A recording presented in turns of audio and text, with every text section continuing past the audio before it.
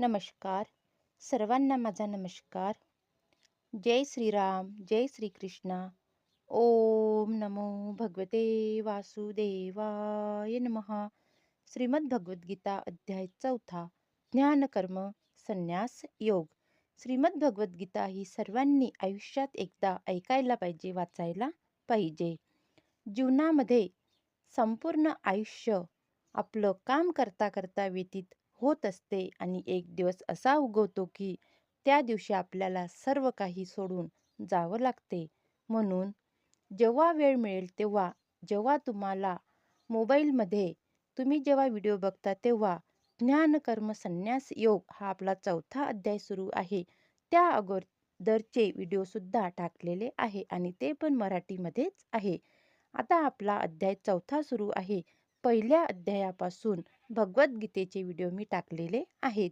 तर मित्रांनो, तुम्ही श्रीमद भगवद्गीतेचे व्हिडिओ हे पूर्णपणे आणि पूर्ण व्हिडिओ सुरुवातीपासूनचे ऐकत चला. कामाअभावी वेळ मिळत नाही, तर मी तुमच्यासाठी, खास करून तुमच्यासाठी आणि माझ्यासाठी सुद्धा श्रीमद भगवद्गीतेचे व्हिडिओ टाकत आहे. तर तुम्ही हे व्हिडिओ नक्की ऐकत चला. तर आता आपण सुरू करूया. ओम नमो भगवते वासुदेवाय नमः.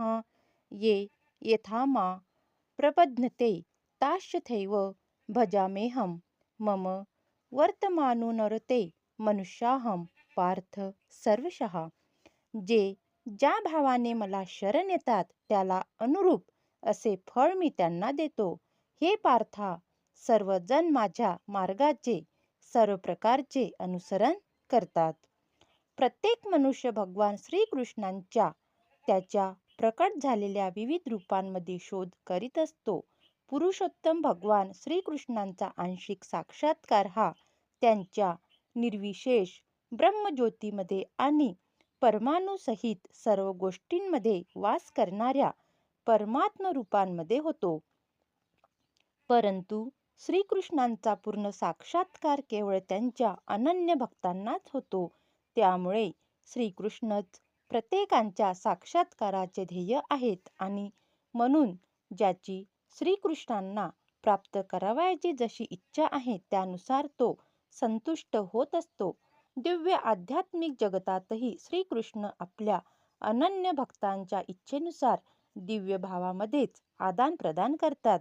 एखाद्या भक्ताला श्रीकृष्ण आपले सर्वश्रेष्ठ एकमेव स्वामी असावेत अशी इच्छा असू शकते. दुसऱ्याला ते आपले विशेष मित्र असावेत अशी इच्छा असू शकते.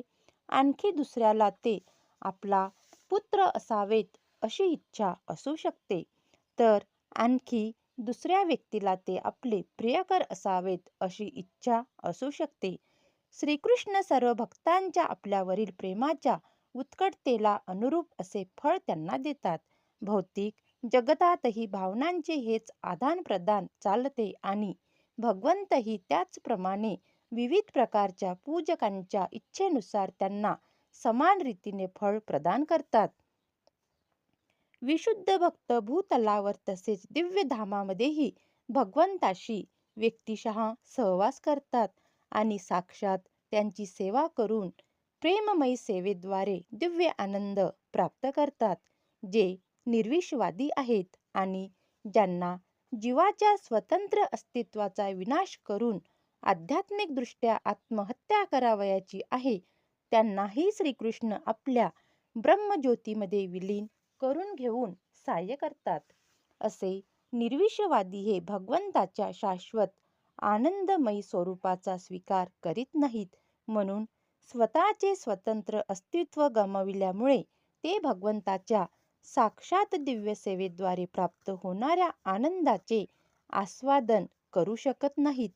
त्यांच्यापैकी जे निर्विशेष ब्रह्मज्योतीमध्ये दृढपणे स्थित झालेले नसतात ते आपल्या कर्म करण्याच्या सुप्त कामना व्यक्त करण्यासाठी पुन्हा भौतिक जगतात येतात. त्यांना आध्यात्मिक लोकांमध्ये प्रवेश दिला जात नाही, तर पुन्हा प्राकृतिक लोकांमध्ये कर्म करण्याची संधी दिली जाते. जे सत्कर्म आहेत त्यांना भगवंत यज्ञेश्वर म्हणून त्यांच्या वतीने कर्माचे इच्छित फळ प्रदान करतात आणि जे योगी सिद्धी प्राप्त करण्याच्या प्रयत्नात आहेत त्यांना सिद्धी प्रदान केल्या जातात. दुसऱ्या शब्दात, प्रत्येक जण यशस्वी होण्यासाठी केवळ भगवंताच्या कृपेवर अवलंबून आहे आणि सर्व प्रकारचे आध्यात्मिक मार्ग म्हणजे एकाच मार्गावर असणाऱ्या यशाच्या विविध अशा मर्यादा आहेत. म्हणून श्रीमद भगवद्गीतेत सांगितल्याप्रमाणे मनुष्य कृष्ण भावनेच्या परमोच्च परिपूर्ण अवस्थेत येत नाही तोपर्यंत त्यांचे सर्वच प्रयत्न अपूर्ण राहतात. अकामं सर्व कामो वा मोक्षकाम उदारथी तीव्रेन भक्तियोगेन येजेत पुरुषम परमहा. मनुष्य निष्काम असो, सर्व सकाम कर्मफळांची इच्छा करणारा असो किंवा मुक्तीच्या प्रयत्नात असो, त्याने कृष्ण भावनेत अंतिमतः परिणत होणारी पूर्णावस्था प्राप्त करण्याकरिता सर्व प्रकारे भगवंतांना शरण जाण्यासाठी प्रयत्नांची पराकाष्ठा केली पाहिजे. कांडशतम कर्मणा सिद्धी येजनंतम इह देवताः क्षिप्रहि मानुषे लोके सिद्धी भरवती कर्मजाहम.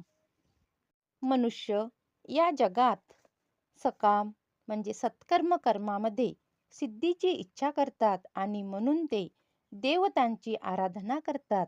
अर्थात मनुष्यांना या जगात सकाम कर्मापासून त्वरित फळ प्राप्ती होते. या भौतिक जगातील देवदेवतांविषयी अत्यंत चुकीची कल्पना आहे आणि विद्वान म्हणून प्रख्यात असणारे अल्पज्ञ लोक या देवदेवतांना भगवंताचीच विविध रूपे समजतात. वास्तविकपणे देवता म्हणजे भगवंताची विविध रूपे नाहीत, तर त्या भगवंताचे विविध अंश आहेत.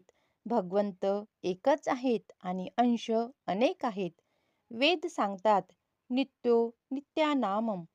भगवंत एकच आहे. ईश्वर परम कृष्ण श्रीकृष्णच परमेश्वर आहेत आणि देवतांना भौतिक जगताचे व्यवस्थापन करण्याकरिता शक्ती प्रदान करण्यात आली आहे. या देवता म्हणजे विविध मर्यादेपर्यंत प्राप्त भौतिक शक्तींनी युक्त असे जीव आहेत. देवता कधीही नारायण, श्री विष्णू किंवा श्रीकृष्ण यांच्या समान असूच शकत नाहीत. भगवंत आणि देवता एकाच पातळीवर आहेत असे मानणाऱ्या मनुष्याला नास्तिक किंवा पाखंडी म्हटले जाते. ब्रह्मा आणि शिव यांच्यासारख्या महान देवांचीही तुलना भगवंताशी करता येत नाही. वस्तुतः ब्रह्मा आणि शिवांसारख्या देवता भगवंताची आराधना करतात. तरीही आश्चर्याची गोष्ट आहे की परमेश्वर म्हणजे सामान्य मनुष्यच आहे किंवा परमेश्वर पशुरूपधारी आहे अशा समजुतीमुळे मूर्ख लोक पुष्कळ मानव नेत्यांची पूजा करतात. इह देवताः हा शब्द भौतिक जगातील शक्तिशाली मनुष्य किंवा देवता यांना दर्शवितो. मात्र भगवान नारायण, भगवान श्रीकृष्ण किंवा भगवान श्री विष्णू हे या भौतिक जगातील नाहीत. भगवंत भौतिक सृष्टीच्या पलीकडे अर्थात दिव्य आहेत. निर्वेशवादी लोकांचे अग्रणी श्रीपाद शंकराचार्य सांगतात की नारायण किंवा श्रीकृष्ण हे भौतिक सृष्टीच्या अतीत आहेत. तरीही मूर्ख लोक देवतांची आराधना करतात, कारण त्यांना त्वरित फलप्राप्ती करावयाची असते. त्यांना फलप्राप्ती होते, पण ते जाणत नाहीत की अशी फलप्राप्ती क्षणिक असते आणि ती अल्पबुद्धी लोकांसाठी असते. बुद्धिमान मनुष्य कृष्ण भावनेमध्ये मग्न असतो आणि त्वरित मात्र क्षणभंगुर फळांसाठी त्याला निम्न देवतांची आराधना करण्याची मुळीच आवश्यकता नसते. या भौतिक जगातील देवदेवता तसेच त्यांचे आराधक यांचा भौतिक जगाच्या विनाशासोबतच विनाश होतो. देवदेवतांनी दिलेले वरही भौतिक आणि क्षणभंगुर असतात. भौतिक जगत आणि देवदेवता तथा त्यांचे आराधक असणारे निवासी हे ब्रह्मांडरूपी महासागरातील बुडबुडे आहेत.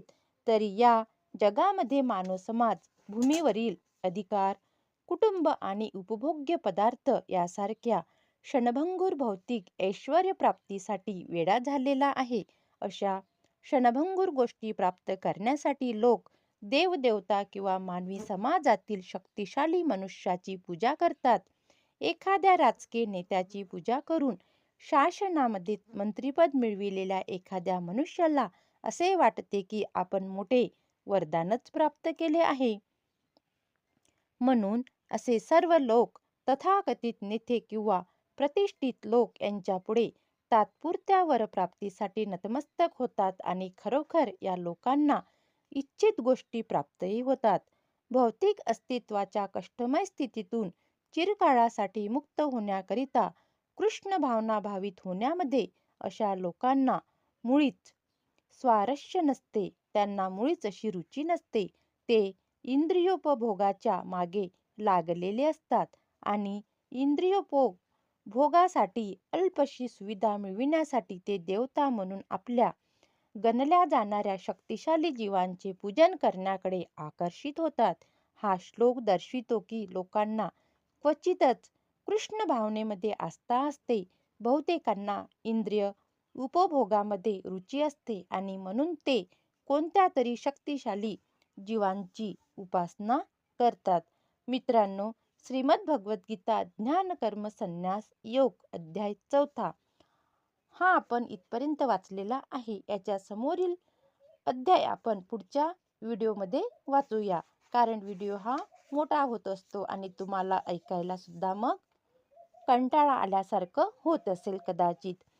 तर मित्रांनो, श्रीमद भगवद्गीतेचे व्हिडिओ तुम्ही नक्की ऐकत चला. ओम नमो भगवते वासुदेवाय नमः. जय श्रीराम, जय श्रीकृष्ण.